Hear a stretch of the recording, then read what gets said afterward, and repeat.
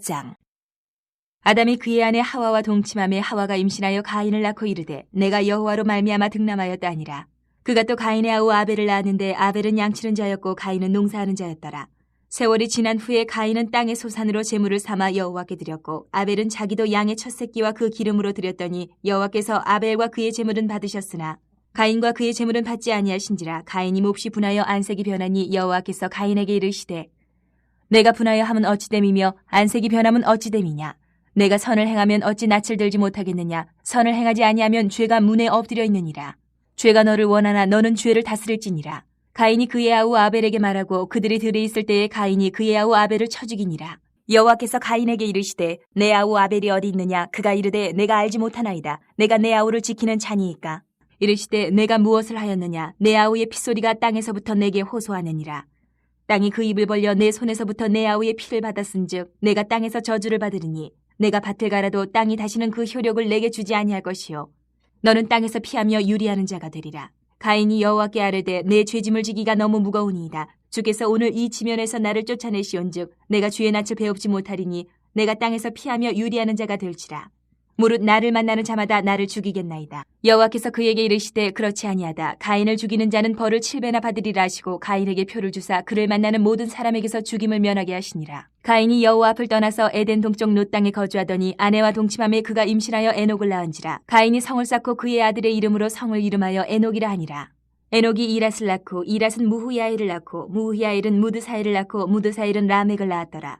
라멕이 두 아내를 맞이하였으니 하나의 이름은 아다요 하나의 이름은 실라였더라. 아다는 야발을 낳았으니 그는 장막에 거주하며 가축을 치는 자의 조상이 되었고 그의 아우의 이름은 유발이니 그는 수금과 퉁소를 잡는 모든 자의 조상이 되었으며 실라는 두발 가인을 낳았으니 그는 구리와 새로 여러 가지 기구를 만드는 자요 두발 가인의 누이는 나아마였더라. 라멕이 아내들에게 이르되 아다와 실라여 내 목소리를 들으라. 라멕의 아내들이여 내 말을 들으라. 나의 상처로 말미암아 내가 사람을 죽였고 나의 상함으로 말미암아 소년을 죽였도다. 가인을 위하여는 벌이 7배일진데 라멕을 위하여는 벌이 77배이로다 하였더라. 아담이 다시 자기 아내와 동침함에 그가 아들을 낳아 그의 이름을 셋이라 하였으니 이는 하나님이 내게 가인이 죽인 아벨 대신에 다른 씨를 주셨다함이며 셋 또 아들을 낳고 그의 이름을 에노스라 하였으며 그때의 사람들이 비로소 여호와의 이름을 불렀더라.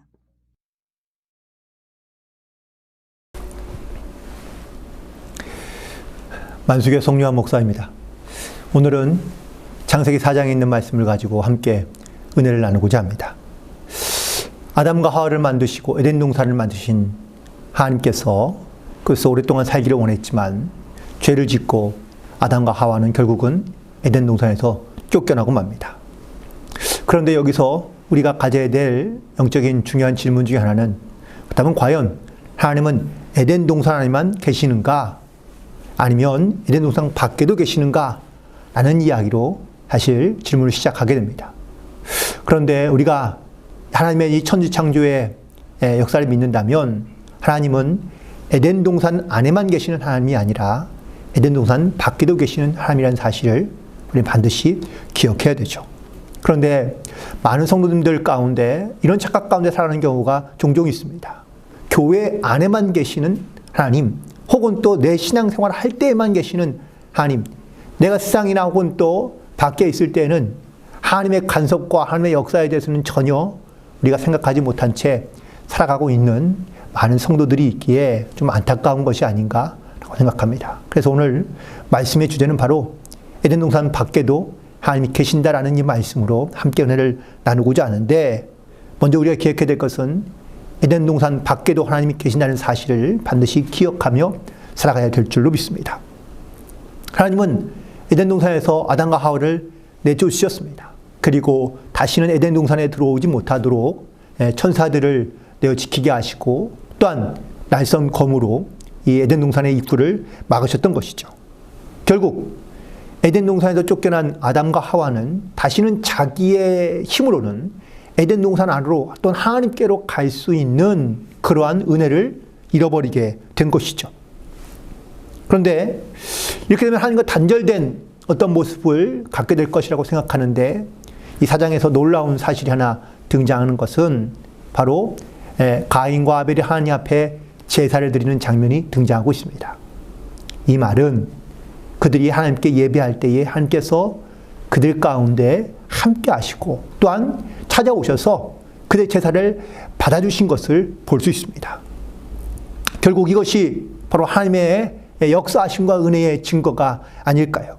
요한복음 4장 23절에서 말씀하고 있는 것처럼 하나님은 신령과 진정으로 예배하는 자들을 찾는다고 말씀해 주고 계시는데, 하나님은 그냥 어느 한 곳에만 머물러 계시는 하나님이 아니라 하나님 우리를 찾아오시고 또 우리 가운데 다가오시며 또 어느 곳에다 계신다는 이 영적인 진리를 우리 반드시 고백하며 우리가 어느 곳에 있든지 간에 하나님의 계심을 기억하고 하나님과 동행하는 영적인 결단의 삶을 살아가야 될 줄로 믿습니다.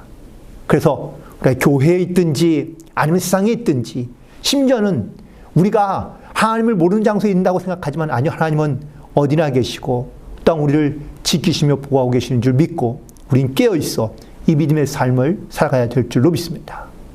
두 번째는 바로 하나님의 음성에 귀를 기울이는 영적 자세가 매우 중요한데, 사실 아벨의 죽음은 어쩌면은 하나님께서 이 아벨의 제사를 받으셨다는 이런 가인의 생각으로부터 시작되고 있는 것을 볼 수 있습니다.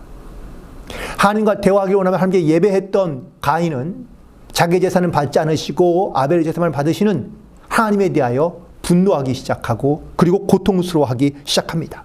결국 이 일로 인해 가인은 자기의 동생인 아벨을 때려 죽입니다. 그런데 이 기억해야 될 사실은 하나님께서 이 가인이 동생을 죽이려 할 때, 아니 하기 전에 이미 벌써 하나님께서 찾아오셔서 말씀하신 것을 기억하는데 6절과 7절에 있는 말씀을 보니까 하나님은 이 가인을 만나서 경고하십니다. 내 마음에 죄가 너희가 찾아오지 않고 내가 죄를 다스릴 수 있도록 너를 지배하라고, 또한 너를 다스리라고 하나님께서 말씀하십니다. 그런데 가인은 이 하나님의 음성에 귀를 기울이지 않습니다. 하나님의 경고를 무시하고 그리고 하나님의 말씀을 듣지 않습니다. 그리고 결국 그 가인은 동생을 죽이고 맙니다. 우리는 내 주변에서 듣는 말을 반드시 귀를 기울여야 될 줄로 믿습니다. 우리에게 듣는 많은 말들 가운데 하나님으로부터 멀어지게 만드는 말, 죄악 가운데 빠지게 하는 말들이 우리는 수없이 많이 들릴 텐데, 이 말을 들릴 때에 우리는 분명히 영적으로 분별하며 하나님 앞에 가까이 나아갈 수 있는 하나님의 말씀에 귀를 기울이며 살아가야 될 줄로 믿습니다. 나는 괜찮아, 나는 충분히 이길 수 있어 라고 이렇게 말하는 분들도 많이 있지만 사실 이것은 영적인 교만에 가깝습니다. 우리가 사람의 말을 귀를 기울인 것이 아니라 또한 자기의 말을 하려고 하는 것이 아니라 하나님의 말씀을 듣고 하나님의 말씀 가운데 순종하며 나아갈 수 있는 이런 영적인 결단이 우리 가운데 필요한 것이죠. 지혜로운 자는 죄를 이기는 것이 아니라 죄의 길을 피해가는 겁니다. 마치 시편 1편에 있는 말씀처럼 지혜로운 자는, 복 있는 자는 하나님의 말씀을 주야로 묵상하며 살아가는 자, 오만한 자리에 앉지 아니하며 죄악된 길에 걷지 않는 그 길을 피해갈 줄 아는 이러한 지혜자가 바로 복 있는 자임을 말씀하는 것처럼 말입니다. 우리 속담에도 뭐가 무서워서 피하는 것이 아니라 더러워서 피한다는 이러한 말이 있죠. 우리는 죄의 길에서 피해서 우리는 하나님의 말씀에 귀를 기울이고 나아가야 될 줄로 믿습니다. 심지어 하나님은요, 이런 죄를 지은 가인을 향해 다시 찾아와서 말씀하십니다. 내 아우가 어디 있느냐라고 물을 때에 이 가인이 만약 그때에 회개하며 하나님 앞에 나아갔으면 참 좋을 텐데, 그런데 죄로 이미 강팍해진 이 가인의 대답을 보시기 바랍니다. 뭐라고 대답합니까? 내가 동생을 지키는 자이니까? 라고 오히려 하나님께 묻고 있는 것을 볼 수 있습니다. 죄가 더 악해진 것을 볼 수 있죠. 아담이 죄를 지었을 때에는요, 부끄러워 숨었습니다. 두려워 숨었습니다. 그리고 핑계를 댔죠. 누구 때문에? 라고 핑계를 댔지만 이 가인의 모습을 보시기 바랍니다. 가인은 죄가 더 악해지자, 강해지자, 마치 하나님을 부인하며 또한 부정하고 그리고 자기의 죄 지은 것을 부인하고 있는 것을 볼 수 있습니다. 이처럼 우리 가운데 죄의 모습이 악해지게 되면 하나님의 말씀에 우리의 죄를 깨닫고 회개하는 것이 아니라 오히려 자기의 죄를 감추려 하고 또한 그 죄를 정당화시키려고 하는 이런 모습들이 나타나고 있다는 사실입니다. 하지만 그럼에도 불구하고 오늘 창세기 4장에서는 하나님께서는 이 가인에게 은혜를 베푸시고 있는 모습을 볼 수 있습니다. 가인이 그렇게 두려움에 떨고 있으며 또한 고통 가운데 있자 하나님께서는 이 가인에게 표를 주시죠. 이 모습을 존 윌턴 신학자는 마치 아담과 하와에게 이 가죽옷을 해 입히신 그러한 모습처럼 하나님의 은혜를 볼 수 있다고 이야기합니다. 죽음의 두려움 가운데 떨고 있는 이 가인에게 표를 줌으로 말미암아 이 가인을 보호해 주시고 지켜주시고 또한 이 가인과 함께하고 있다는 사실을 이 가인에게 약속해 주고 있는데, 그런데 놀라운 사실은 이 가인이 이 표를 받고 하나님 앞에 회개하며 하나님 앞에 붙들려 살아가려고 노력하는 것이 아니라 오히려 하나님을 떠나 자기가 원하는 땅에 가서 놋 땅에 가서 성을 짓고 사는 것을 볼 수 있습니다. 이 놋이라는 말이 유리하는 곳이다 라는 그런 의미를 갖고 있습니다. 그러니까 왜 가인은 하나님을 떠나게 되었을까요? 그건 바로 자기 안에 있는 영적인 교만 때문에 그렇습니다. 가인은 자기의 생각에 옳은 대로 혹은 심지어 하나님께서 그와 함께 하신다고 약속해 주시지만 그는 이 하나님의 약속을 잃어버린 채 세상 가운데 더 깊이 있게 들어가는 모습을 볼 수 있습니다. 심지어 어떤 신학자는 이렇게 이야기합니다. 가인이 여호와 앞을 떠났다라는 말은 이 가인이 의도적으로 하나님을 멀리하거나 혹은 하나님을 떠났다라고 이렇게 신앙을 포기하는 그러한 믿음의 결단을 가지고 나아갔다는 것을 말해주고 있습니다. 하나님의 말씀을 외면하고 하나님의 교훈을 버리고 신앙의 특권을 버린 이 가인의 모습, 결국 이 가인은 결국 그래서 하나님의 그 은혜의 범주에서 벗어나게 되고 떠나게 되자 하나님은 다시 새로운 계획을 세우시는데, 후반절에 있는 말씀을 보면 아담이 세 번째 막내 아들을 낳습니다. 그 바로 막내 아들이 이름에 셋인데 이 셋을 통하여 하나님께서 이 믿음의 후손들을 세워져 가고 있는 것을 보게 되고요. 이 셋의 후손 가운데 에노스를 통하여 여호와 이름을 부르는 그 첫 번째 사건이 등장하게 되는데, 이 여호와 이름을 부르다는 이 말은 다시 하나님을 가까이하며 또한 예배하는 삶을 회복하게 되었다라는 것을 말해주고 있습니다. 예배란 바로 이렇게 하나님의 이름을 부르며 하나님께 가까이 나아가는 것을 말하고 있습니다. 또한 예배를 통하여 우리는 하나님이 우리와 함께 하시며 우리 가운데 동행하고 있다는 이 사실을 믿음으로 고백하며 살아가는 것을 의미하고 있습니다. 오늘도 우리가 이 창세기 4장에 있는 말씀을 통하여 깨닫게 되는 것은 우리가 하나님으로부터 멀리 있는 것이 아니라, 또한 우리가 어느 곳에만 특별히 지정된 어떤 교회라는 이런 장소에만 하나님이 계시는 것이 아니라 세상 어느 곳에든 하나님이 함께 하신다는 이 믿음의 고백을 가지고 살아가야 되며, 하나님이 나와 함께 하실 때 우리가 하나님의 말씀에 묵상하며 또 하나님의 말씀을 기억하며 그 말씀에 순종하며 살아갈 수 있는 그런 믿음의 지혜를, 또한 영적인 지혜를 가지고 살아가야 될 줄로 믿습니다.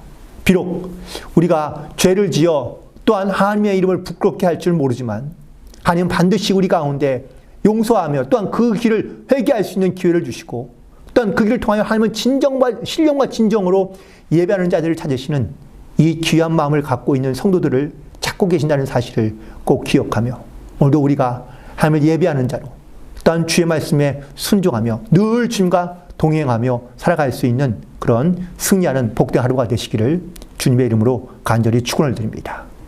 그냥 기도하시겠습니다. 하나님, 오늘도 우리를 사랑하시고 또한 우리를 지키시고 보호하여 주심에 진심으로 감사합니다. 인간의 마음은 연약하며 또한 자그마한 슬픔이나 죄악 가운데 빠지게 될 때마다 우리는 하나님을 잊어버리거나 하나님을 떠나려 하지만, 하나님 늘 우리를 그 가운데도 지키시고 보호하시며 함께하게 해주시고 또한 우리의 모든 죄를 용서하시는 하나님의 부르심 가운데 강하고 담대하게 나아갈 수 있도록 인도하여 주옵소서. 하나님, 오늘도 우리를 향한 하나님의 이 귀한 은혜를 깨닫고 또한 주의 말씀에 귀를 기울이며 하나님의 부르심 가운데 순종함으로 나아갈 때마다 이 세상을 이기며 또한 영적인 모든 싸움 가운데 승리하며 나아갈 수 있는 귀하고 복된 성도들 될 수 있도록 성령께서 도우시고 인도하여 주옵소서. 우리 가운데 늘 언제나 함께하고 동행하시며 또한 우리를 지키시고 인도하시는 예수님을 바라보며 살아가는 모든 성도들의 삶 가운데 함의 크신 은혜로 동행하시고 역사하여 주실 줄 믿습니다. 하나님 영광받아 주옵소서. 우리 사랑하는 구원하신 예수님의 이름으로 축복하며 기도드리옵나이다. 아멘.